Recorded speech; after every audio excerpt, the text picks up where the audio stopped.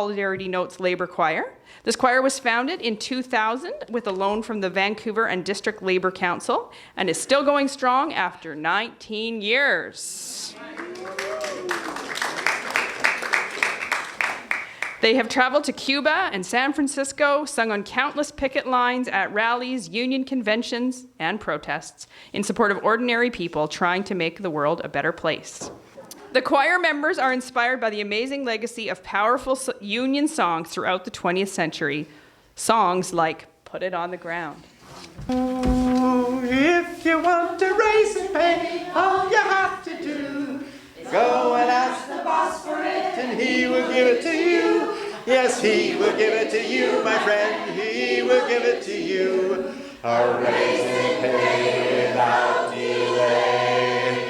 Yes, he will give it to you. Oh, put it on the ground, spread it all around. Dig it with a hoe, it will make your garden grow.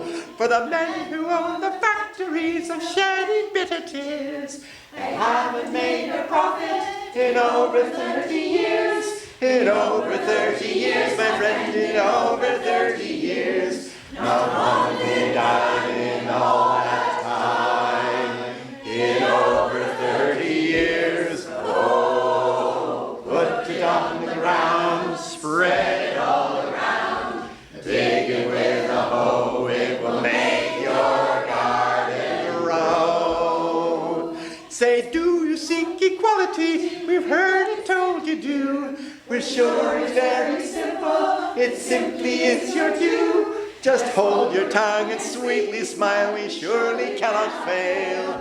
Yes, hold your tongue and sweetly smile, and justice will prevail. Oh, put it on the ground, spread it all around, dig it with a hoe, it will make your garden grow. Both songs obviously make effective use of humor and sarcasm because you can change the world and have a sense of humor. They get their message across that working people need to organize and look out for their own interests. The wobbly doxology comes from the Industrial Workers of the World, or IWW, also called the Wobblies. They were a revolutionary union formed in 1905 in Chicago. Their motto was one big union for all workers all around the world. So they weren't a trade union that was interested in only organizing particular trades like we'd seen in the past, typesetters or boilermakers or machinists. They wanted to organize the working class to overcome the capitalist system in the interests of working people.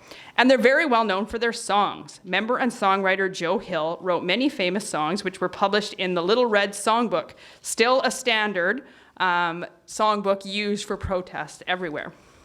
So I would imagine that the Little Red Songbook was sung by Burnaby mill workers who, because there were many mills in Burnaby, small and large, in places like the North Pacific Lumber Mill at Barnett, where labor conditions were difficult, the IWW would have been there. Many protest songs were put to the tune of well-known ballads and hymns to make them easier for people to sing with catchy phrases and choruses. So the next song, the page 2 of your songbook, Hold the Fort, is a very good example of a catchy tune. We hope you'll sing along. We need to gain freedom's cause and raise our voices high. We'll join our hands in unity strong to battle or to die. Hold the fort, for we are coming, union hearts be strong.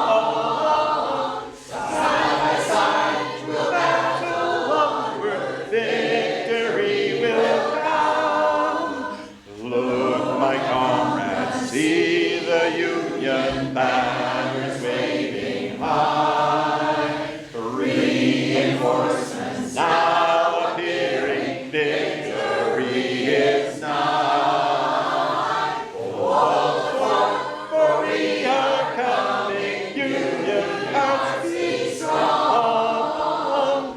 Side by side we'll battle onward, victory will come.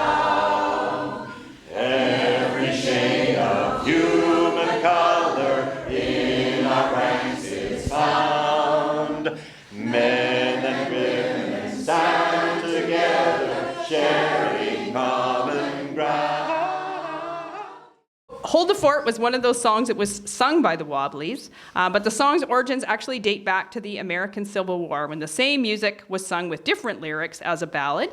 Later it was a hymn, and then with new lyrics, and really its best version, it became a protest song. It was sung locally by protesters participating in the On to Ottawa trek during the Great Depression, when protesters gathered in Vancouver and took the trains to Ottawa to confront the Prime Minister. The Great Depression was a significant time in the history of Burnaby as well. The community was hit particularly hard. By the spring of 1932, a third of Burnaby's adult population was jobless, and half of the property owners were unable to pay their property taxes. Burnaby workers responded by forming cooperative organizations like the Army of Common Good, which was an organization where you could work for in exchange for labor credits to spend at their store, and they grew food on public lands to supply those stores as well. Actually, the members of that organization eventually formed the first credit union in British Columbia as well, here in Burnaby.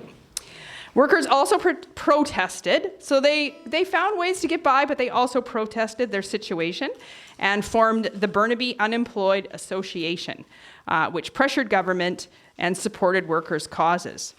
And one instance of their activism was recorded by Ronald Liversedge, who recalled a clash between police and workers trying to prevent scabs from crossing their picket line at Burnaby's Shull lumber mill, right at the foot of Boundary Road. That happened in 1935. An overzealous officer hit a striker with his billy club, starting a fight. Just as the police were beginning to retreat, the women from the Burnaby Unemployed Association arrived. It's such a colorful story, Earle had to write a song. So tonight, we have the world premiere of Women of the BUA. 2, 3, 4.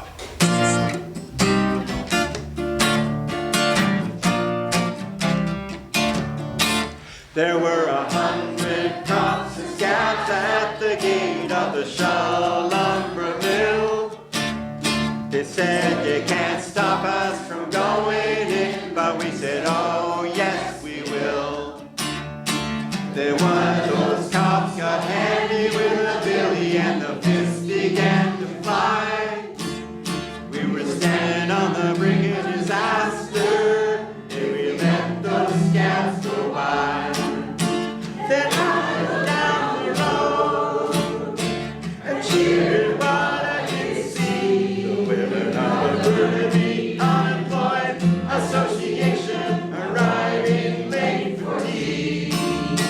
They felt those like were a bit fierce as they could be. The Burnaby Unemployed Association were a wondrous thing to see.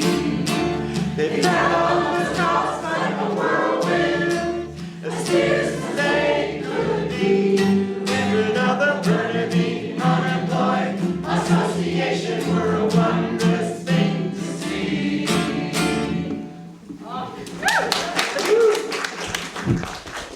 And that story of the Burnaby Unemployed Association, I think, points to a really important part of Burnaby's history. The working class activists were not just workers in Burnaby, who we usually imagine in that period as men, but were often members of families. They didn't differentiate between what was happening in their workplace, their community, or issues that were affecting their neighbors and other working class people. Working class wives in Burnaby played important roles as workers, as producers of food, farm produce, and clothing, as community organizers who organized everything from kindergartens and public nursing to church groups and political campaigns, and they still do. Up until the Second World War, married women working outside the home were still rare, but not unheard of. Most of the work of married women was unpaid household work and community labor. Many single women had jobs, though, until marriage, working in places like telephone exchanges and offices. So tonight we're going to sing, and you can feel free to sing or read along to Union Maid, a song about women workers in the mid-20th century. The first two verses of the song were written by Woody Guthrie in 1940, a time when unions had many women members due to the entry of women during the war effort. It was written to help rally these women to the union cause, providing an image of a strong woman supported by the strength of the union. Not long after it was written by Guthrie in 1940, a third verse was added. Some of you might be familiar with it. It's not the one they're going to sing tonight, because over the years the song has evolved and changed, and other verses have been added to replace the original third verse. So they're going to sing it with that more modern verse, but I'm going to tell you afterwards what it was.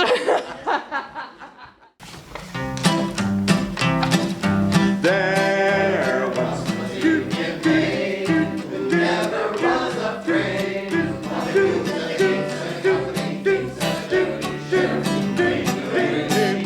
Union Hall when a meeting was called, and when the company guard came round, he always stood her ground. Oh, you can't scare me, I'm sticking to the Union. I'm sticking to the Union. I'm sticking to the Union.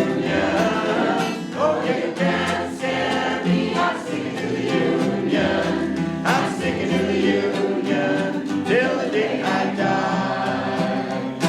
This Union maid was wise to the tricks of the company spies.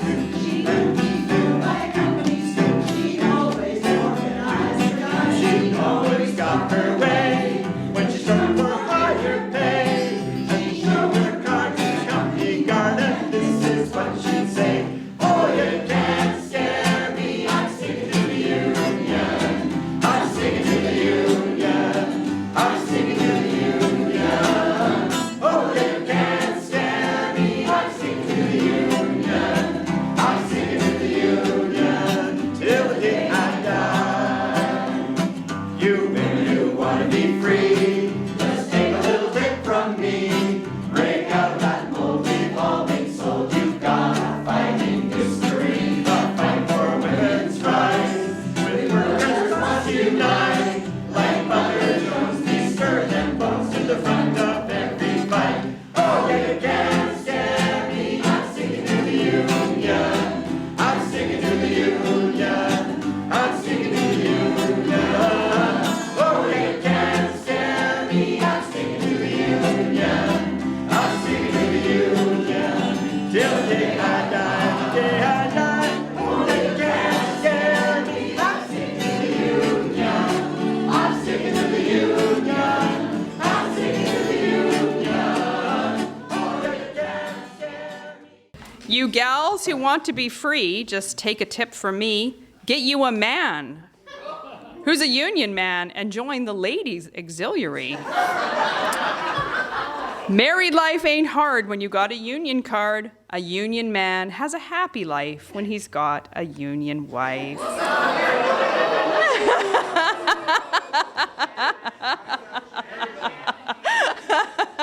So it's sort of hilarious and sort of cringeworthy to us now, because we think of, our modern feminist sensibilities, see equality in the workplace as important, equality within the union movement. We question the confines of marriage, the requirements of heterosexual relationships. So to put ourselves in the mindset of the 1940s, that verse just doesn't cut it. And certainly folk songs change over time, and protest songs as well. It's one of the wonderful things about them is that they change and evolve.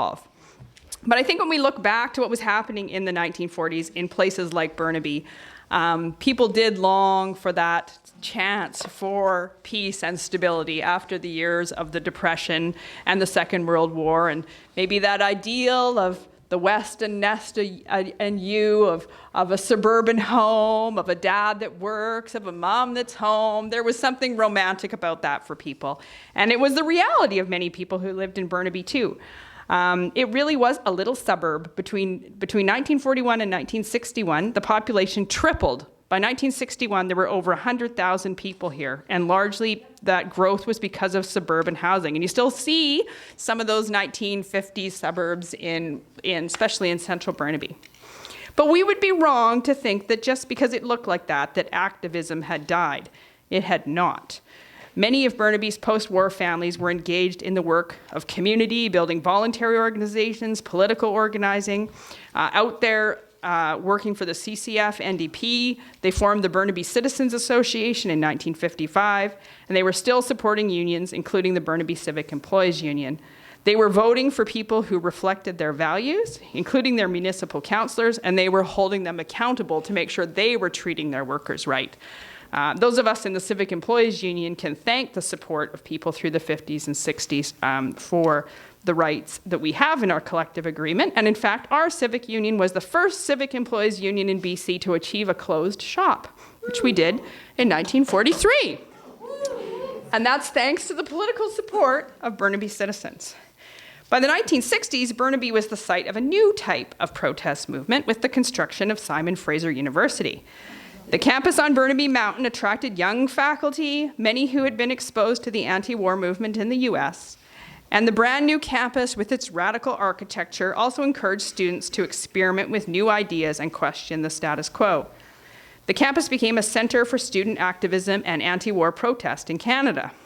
No doubt Country Joe McDonald's "Feeling Like I'm Fixin' to Die" rag was sung somewhere on campus. No doubt. 1, 2, 3. And it's 1, 2, 3. What are we fighting for? Don't ask me, don't give a damn. Next stop is Vietnam. And it's 5, 6, 7. Open up the pearly gates. Well, there ain't no time to wonder why. Whoopee, we're all gonna die. Come on, all you big strong men. Uncle Sam needs your help again. He's got himself in a terrible jam way down yonder in Vietnam. So put down your books and pick up a gun. We're gonna have a whole lot of fun. And it's 1, 2, 3. What are we fighting for? Don't ask me, don't give a damn. Next stop is Vietnam. And it's 5, 6, 7. Open up pearly gates. Well, there ain't no time to wonder why. Whoopee, we're all gonna die. Come on, Wall Street, don't be slow. Why, man, this war is a go-go. There's plenty good money to be made, supplying the army with the tools of the trade. Let's hope and pray that if they drop the bomb, they'll drop it on the Viet Cong. And it's a 1, 2, 3. What are we fighting for? Don't ask me, don't give a damn. Next stop is Vietnam. And it's 5, 6, 7. Open up the gates. Well, there ain't no time to wonder why. Whoopee, we're all gonna die. Come on, generals, let's move fast. Your big chance has come at last. Now you can go out and get those reds, cause the only good commie is one that's dead. You know the peace can only be one when we won't all the kingdom come. And it's 1, 2, 3. What are we fighting for? Don't ask me, don't give a damn. Next stop is Vietnam. And it's 5, 6, 7. Open up pearly gates. Well, there ain't no time to wonder why. Whoopee, you're all gonna die. Come on, mothers throughout the land, pack your boys off to Vietnam. Come on, fathers, don't hesitate. Send your boys and sons off before it's too late. You can be the first ones on your block to have your boys sent home in a box. And it's 1, 2, 3. What are we fighting for?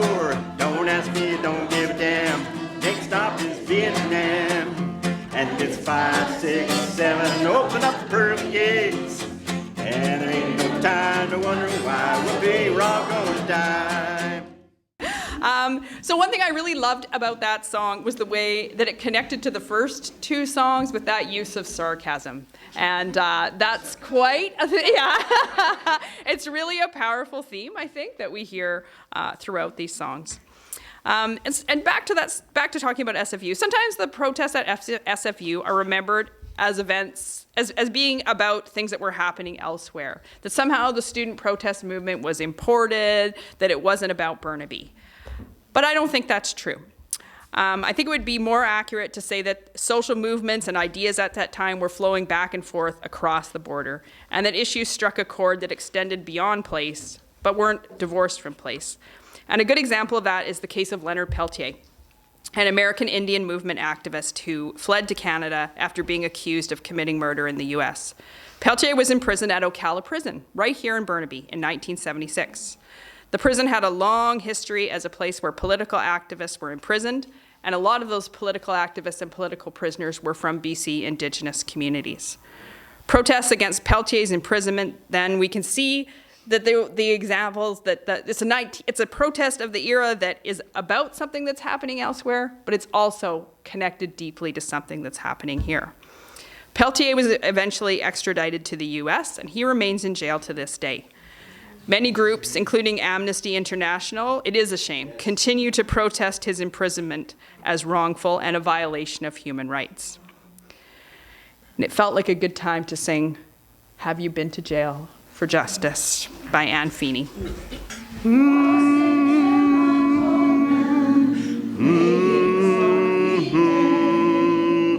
Some will say Dr. King or Gandhi sent them on their way. One matter who your mentors are, it's pretty plain to see that if you've been to jail for justice, you're in good company.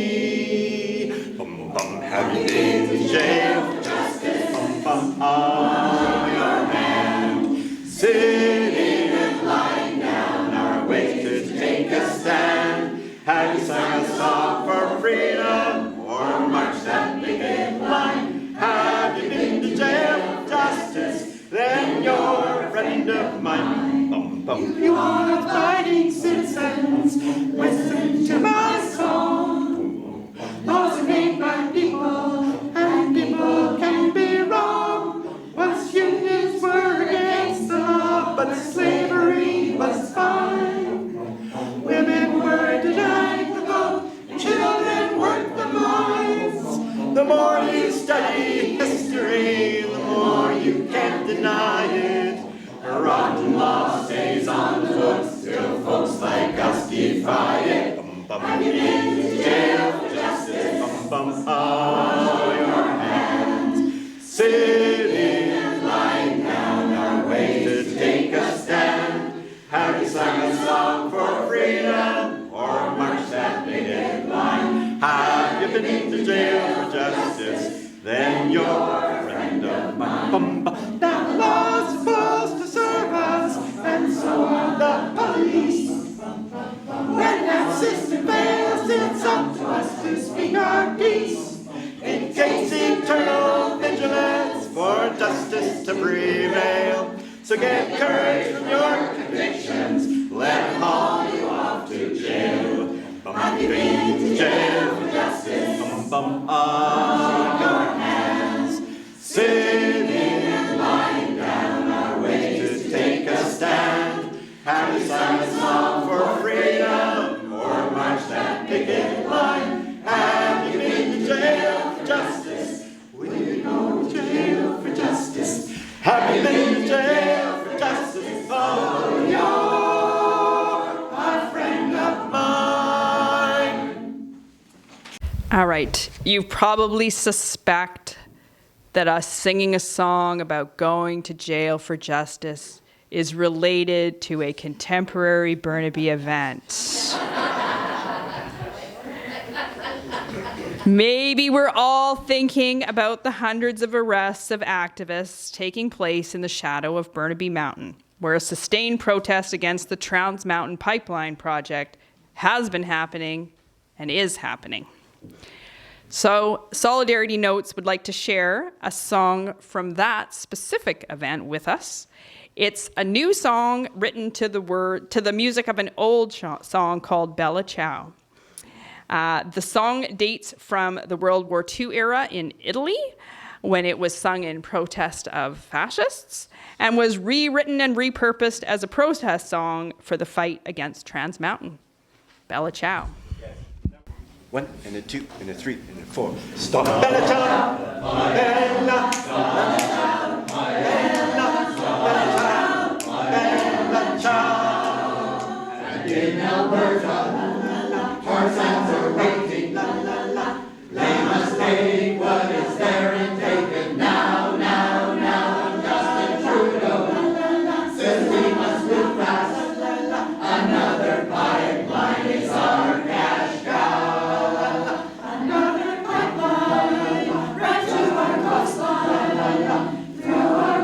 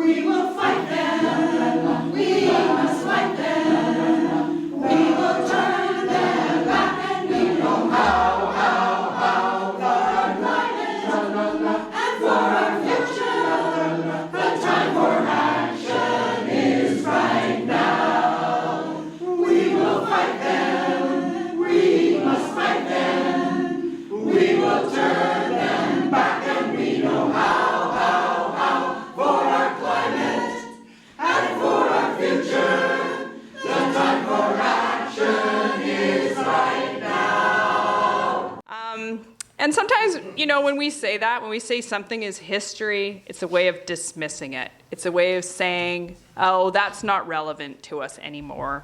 That's not relevant to the present. But I think these songs and this performance, this is history in a different way. These songs are living history. They're traditions from the past that continue to grow and change and stay with us. Relevant today while also reminding us, while also reminding the people who sing them that we are part of something larger than this particular place or moment, that we're connected to the past and we're continuing to fight for the future. So to leave on a happy note, the final song we're gonna sing tonight is We Shall Overcome.